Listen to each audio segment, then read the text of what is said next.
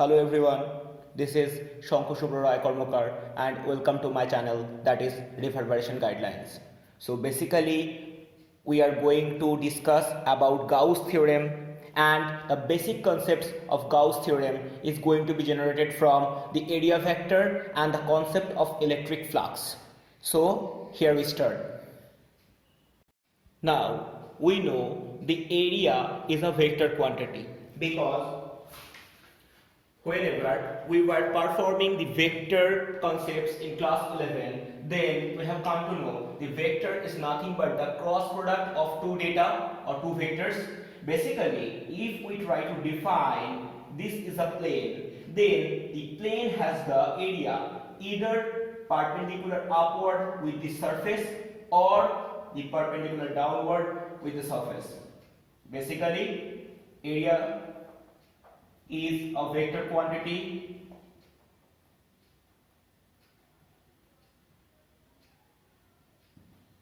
and we get it with the help of cross products of two vectors. So, if we try to define the area vector in this direction, then this can be written as the value of ds with unit vector that is working either on the perpendicular upward direction or the perpendicular downward direction. So, this is the concept of area vector. From the concepts of electric line of forces, we have come to know that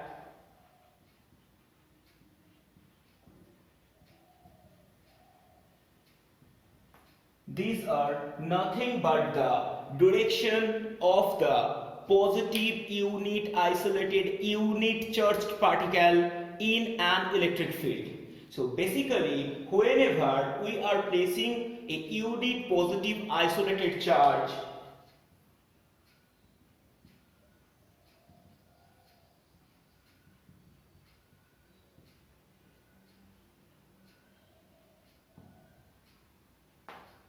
on an electric field,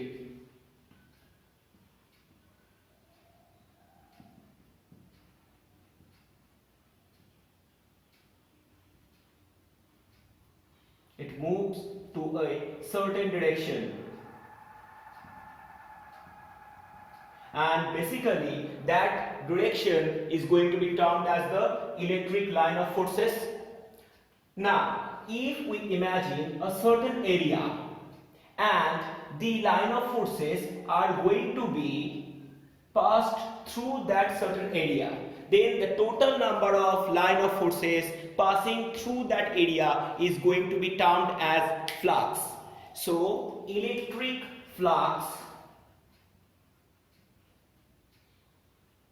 is nothing but the number of line of forces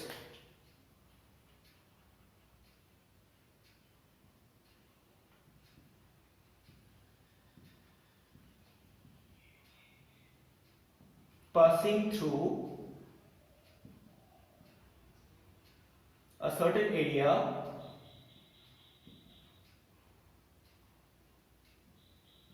is known as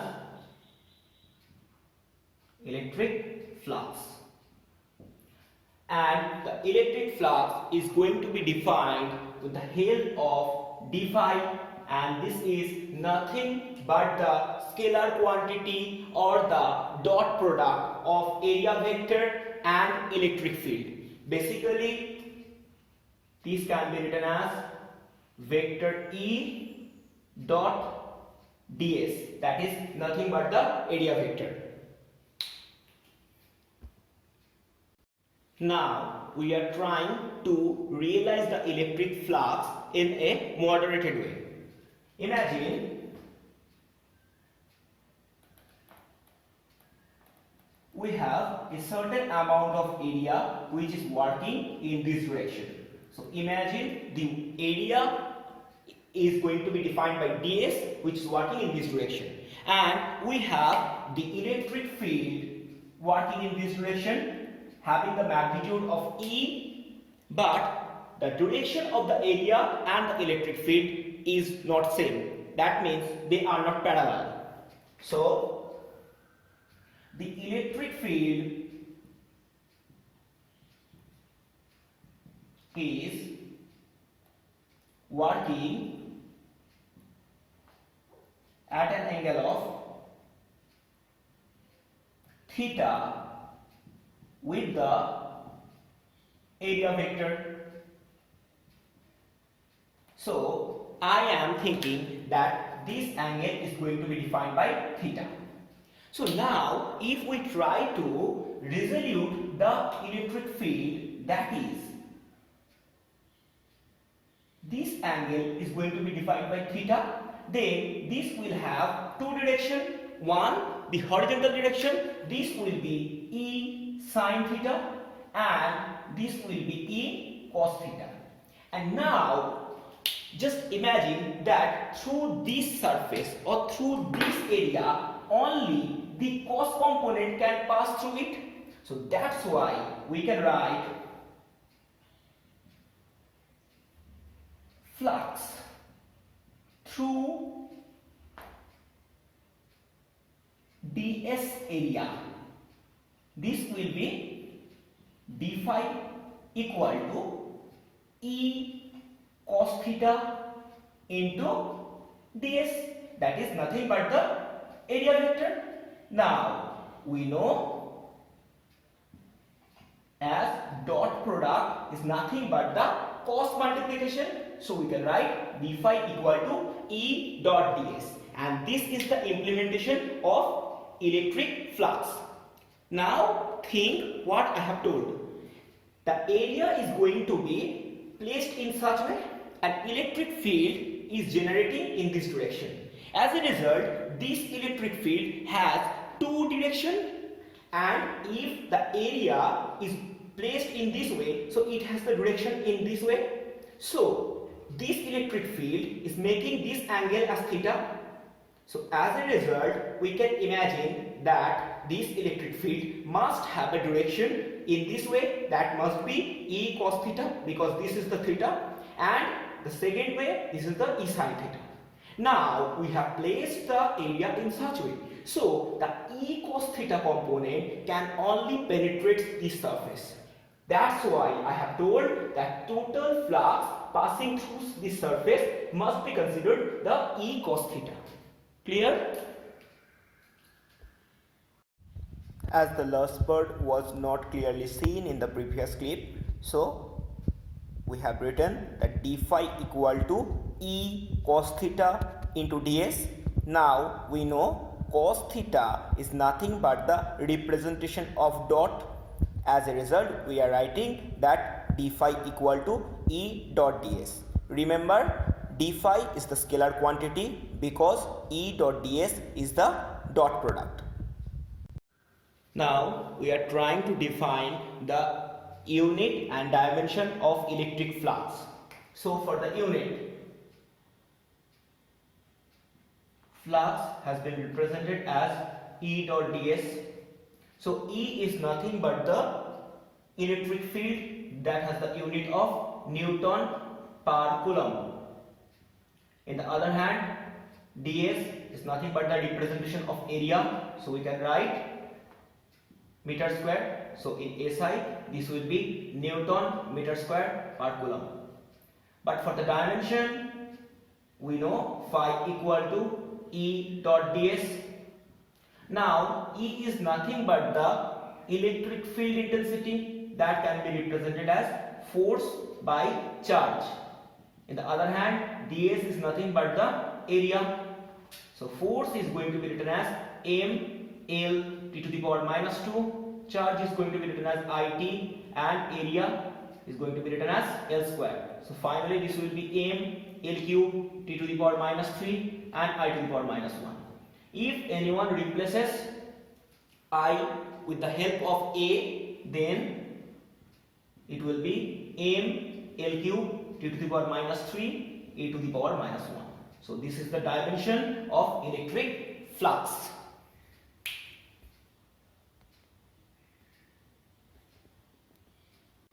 Now we will solve some numerical problems on area vector and flux. Imagine that we have three axes x, y and z which are mutually perpendicular. Basically we have placed a plane in this way because x direction has been represented in such way and z direction have been represented in such way. So that's why a plane, if it is going to be placed in such way, this will be placed in xz plane. So the plane has been placed in xz plane and it is a square plate of each side A. Imagine it's a square plate having each side of A meter, whatever meter. Now we are applying an electric field of E equal to 5 Newton per coulomb, making an angle of 60 degree with the x-axis. So electric field E equal to 5 Newton per coulomb is applied at an angle of 60 degree with the x-axis. Now think, if this is making an angle of 60 degree, then this electric field has two directions. One in this direction, this will be E cos 60 and this will be E sin 60. And imagine that through this plate only the sine component can propagate or penetrate. That's why the total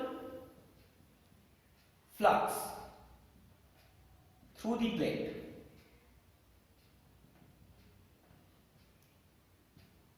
will be phi equal to E dot of ds, where E will be E sine 60 degree and ds will be nothing but the area of the plate, that is a square.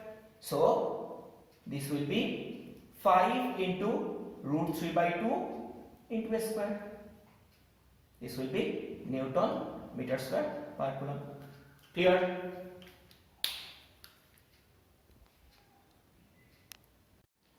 Now we are going to think such type of problem in a different way.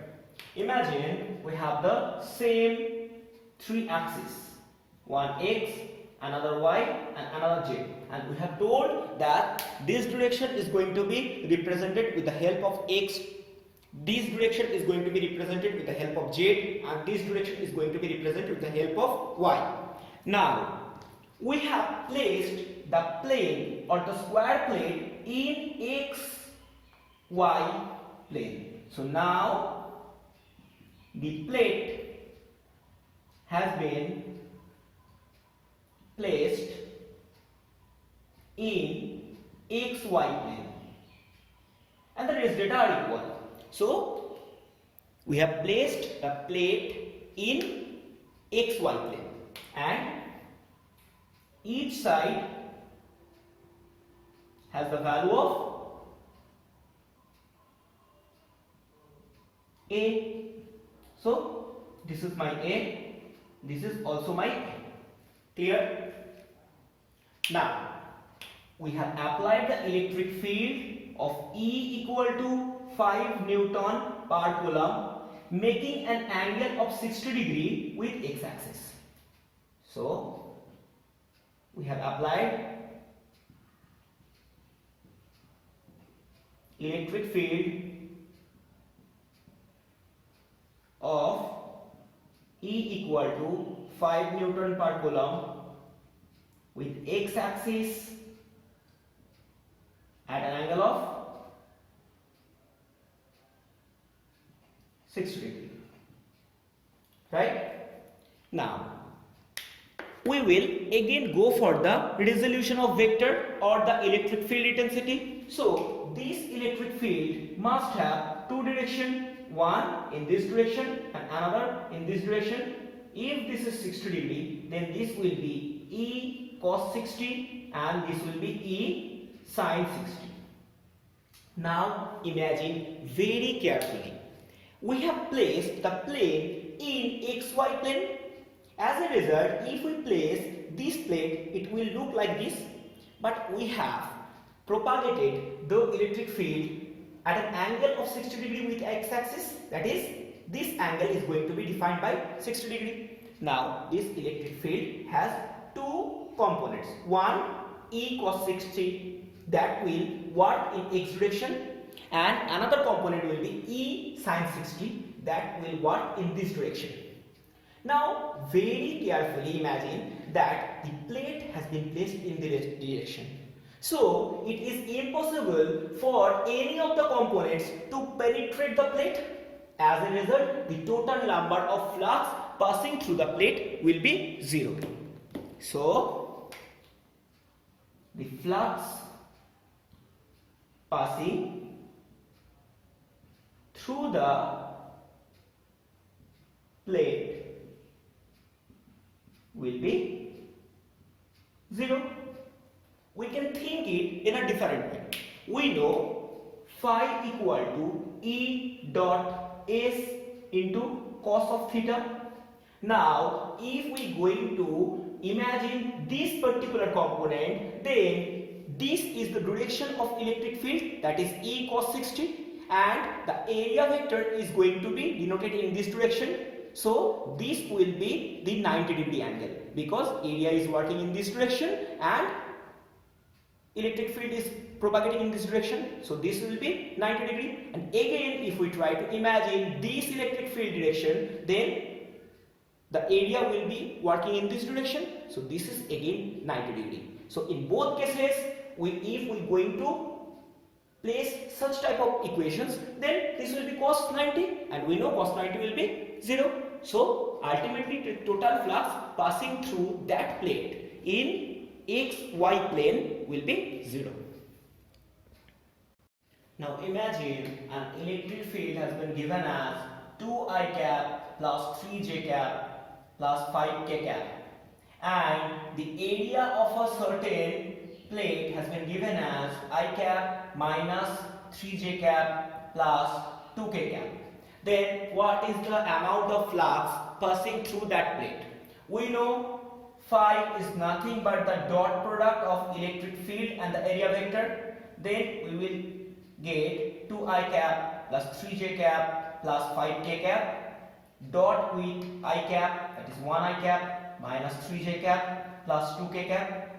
And we know from the concept of dot product, I will be dotted up with I, this is 2, j will be dotted up with j, this will be minus 9, and k will be dotted up with k, this is 10. So ultimately the value will be 3 Newton meter square per coulomb if the area has been given in meter square unit and the electric field has been given as Newton per coulomb.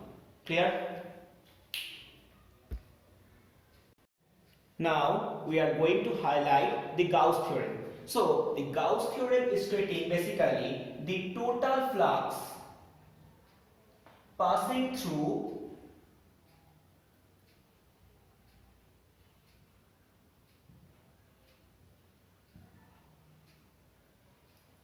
a closed surface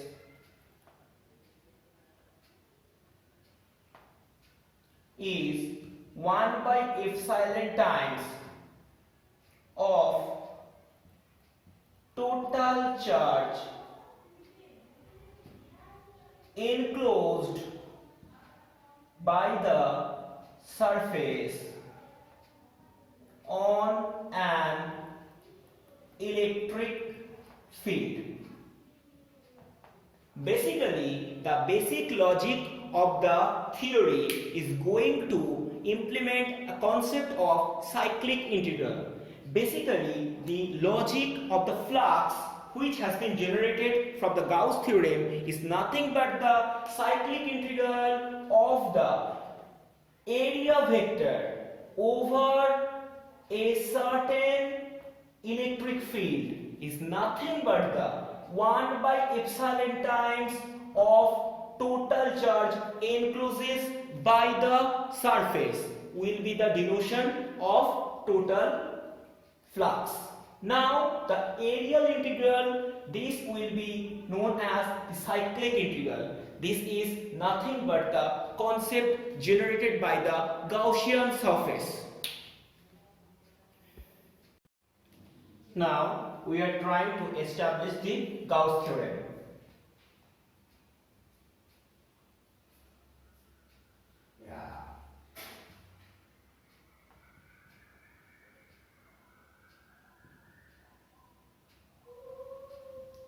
Basically, this is a theory, so it cannot be proved, it can be only established.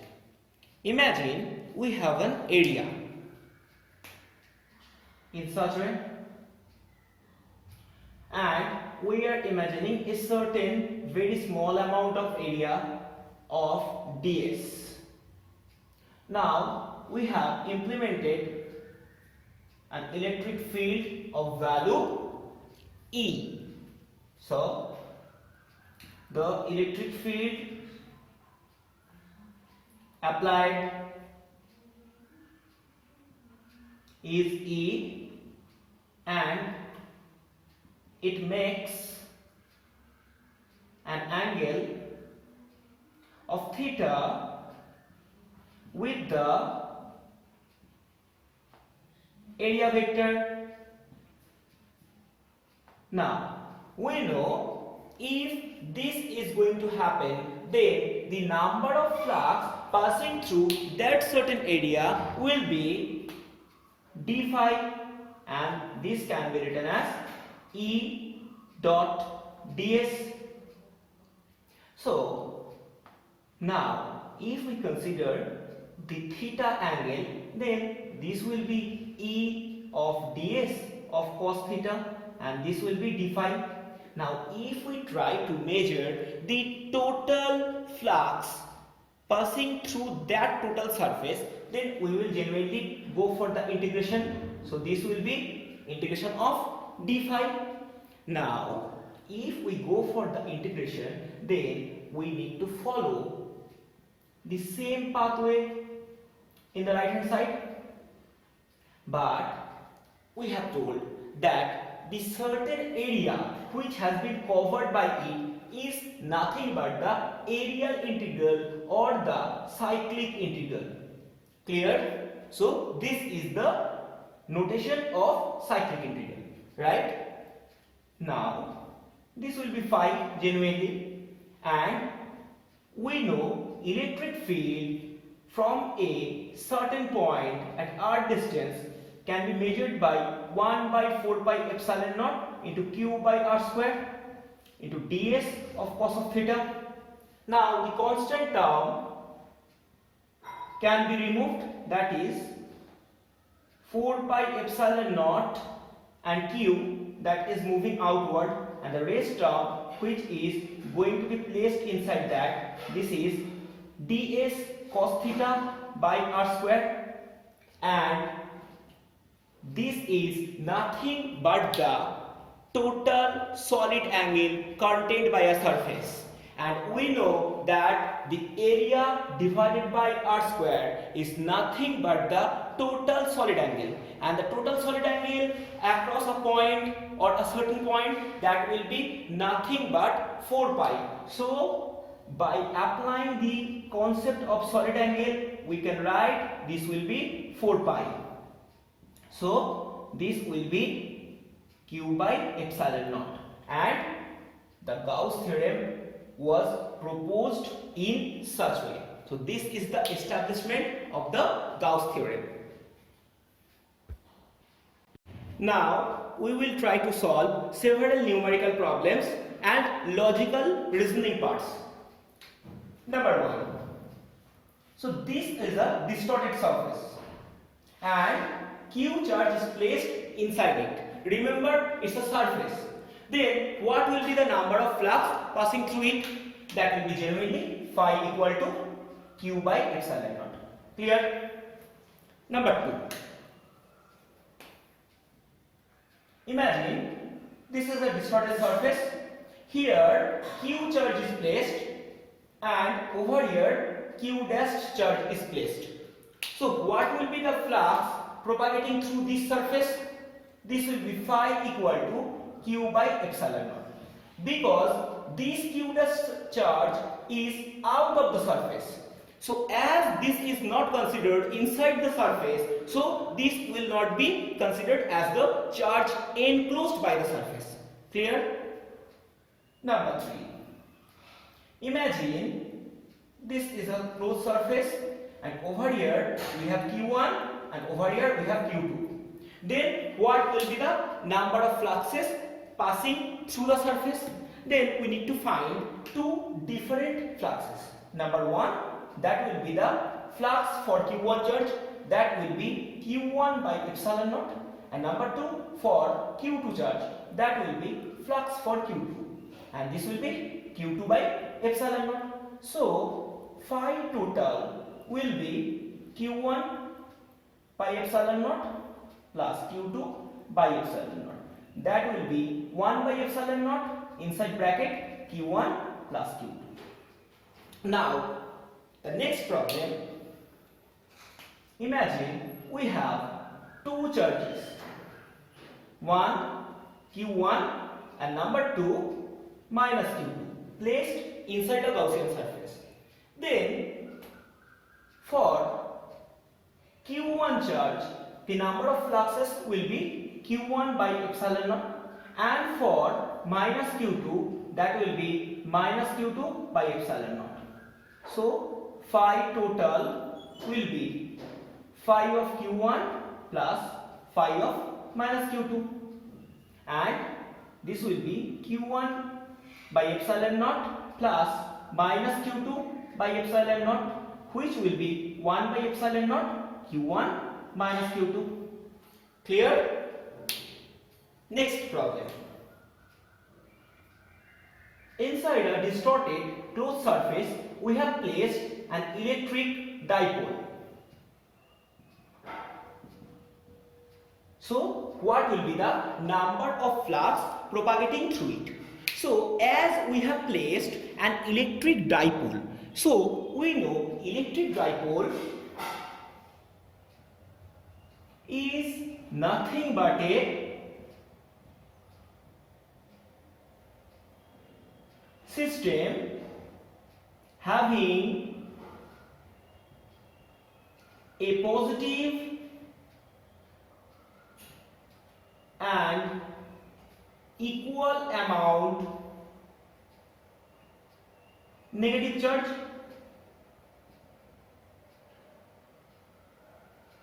So basically, if we imagine Q, then the rest half will be minus Q. So total flux propagating this closed surface will be phi Q, that will be Q by epsilon naught, and phi of minus Q, this will be minus Q by epsilon naught. So phi of total, this will be Q by epsilon naught plus minus Q by epsilon naught, so this will be 0. Remember, the net charge if a dipole is placed inside a Gaussian surface will be 0. The net charge means there is a individual existence of positive and negative charges, but the gross charge, that is the total charge, that is going to be 0. That's why the amount of flux propagating through that closed surface will be 0. Clear? Now problem type set 2. The first problem. Imagine this is a cube, and we know a cube has 6 surfaces. we have placed a certain amount of q charge inside the center, right? Now what will be the total amount of flux passing through it? So as we know, this is a Gaussian surface and q charge has been placed at the center. So total flux will be phi equal to q by epsilon naught. Clear? Okay, the next problem. The same one, this is a cube and we have placed the charge at the center. Now you need to say what is the number of flux propagating this surface. So flux propagating through the surface, right?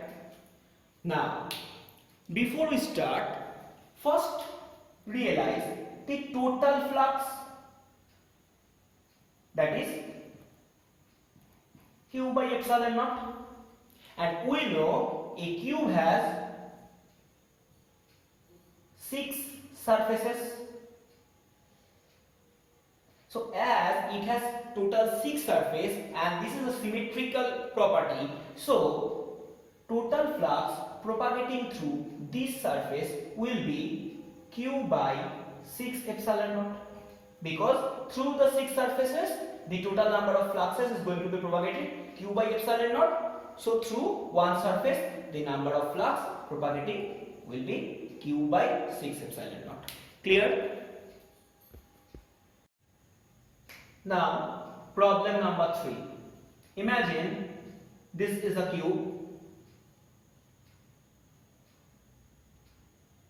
and we have placed a charge of q at the center of the outer surface. So this q charge has been placed at the top of the upper surface. Then what will be the number of flux through this cube? So flux through this cube, right? Now we know from a q charge the total number of flux is going to be generated, that will be q by epsilon naught, but this charge is not completely enclosed, so we need to enclose the charge. To enclose the charge we are constructing another cube at the top of the previous one. So if we construct in such a way, then this charge is going to be completely surrounded with the help of two cubes. As a result, now the q by epsilon number of fluxes will be propagated through two cubes. So two cubes will propagate q by epsilon number of flux. So one cube will propagate q by 2 epsilon naught flux. So this cube total number of flux will be q by 2 epsilon naught. Clear? Now the problem number 4. Imagine this is a cube and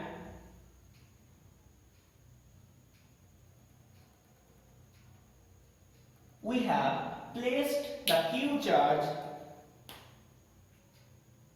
at the center of one edge. So this is my q charge which has been placed at the center of any of the edges. We know there are 12 edges, so we have placed at the center of any of the edges. So we need to find the total number of flux now propagating through this cube. So if we try to imagine, then we know total flux through a q charge will be phi equal to q by epsilon naught, provided the q charge must be enclosed by a surface, but this is not a closed charge. So now we need to first enclose the charge. So first place another identical q just beside it. As a result, the lower surface of the charge has been completely enclosed, but the upper surface is still open. So to enclose the upper surface, we are placing another q in such way.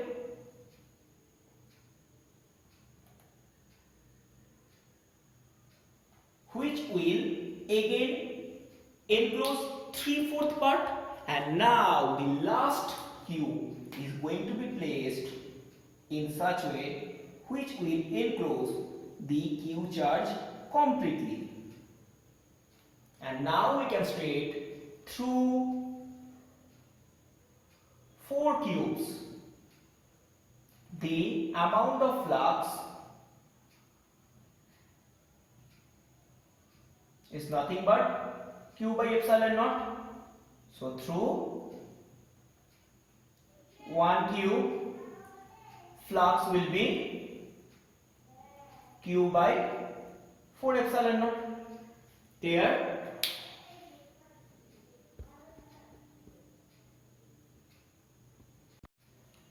now this is the last problem of the day.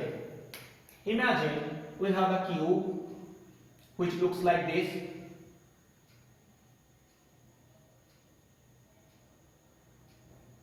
and we have placed a q charge at any one of its 8 vertices. So we have placed q charge at this point. Now we need to find total flux through this cube. Now to find the total flux, we know from a q charge total flux generated will be phi equal to q by epsilon naught, provided the charge is enclosed by a surface. But here this is not a closed surface. Now if we need to enclose the surface, we need to place an identical cube beside the first one. So we have placed 2 cubes, and which can only cover 1/4 of the total construction. Now the third cube is going to be placed just behind the green one, which will look like such, and the fourth one is going to be placed just beside the red one, which will look like this.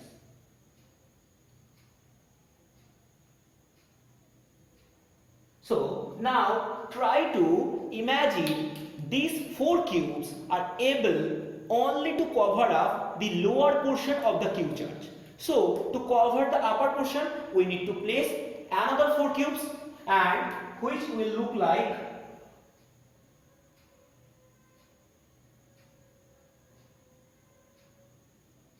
this.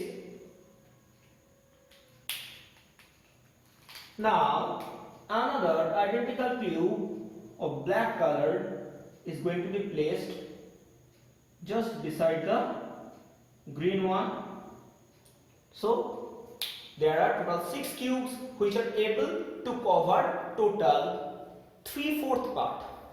Now another red cube is going to be placed behind the green one, and the last cube which is going to be placed beside the red and behind the black one. So there are 8 cubes which can completely cover the q charge. Now with the help of the animation, we can easily state that this is the construction of 8 cube combination, and If we imagine the red spot as the point charge, then we can easily state the total flux emitted by the point red charge is going to be equally distributed in 8 cubes. Now we can say 8 cubes are conducting Q by epsilon flux. So 1 cube is conducting Q by 8 epsilon flux. So through this cube, the amount of flux propagating will be Q by 8 epsilon naught. So end of the day, I will upload the part 2 on Gauss theorem within 2 days. Stay home, stay safe.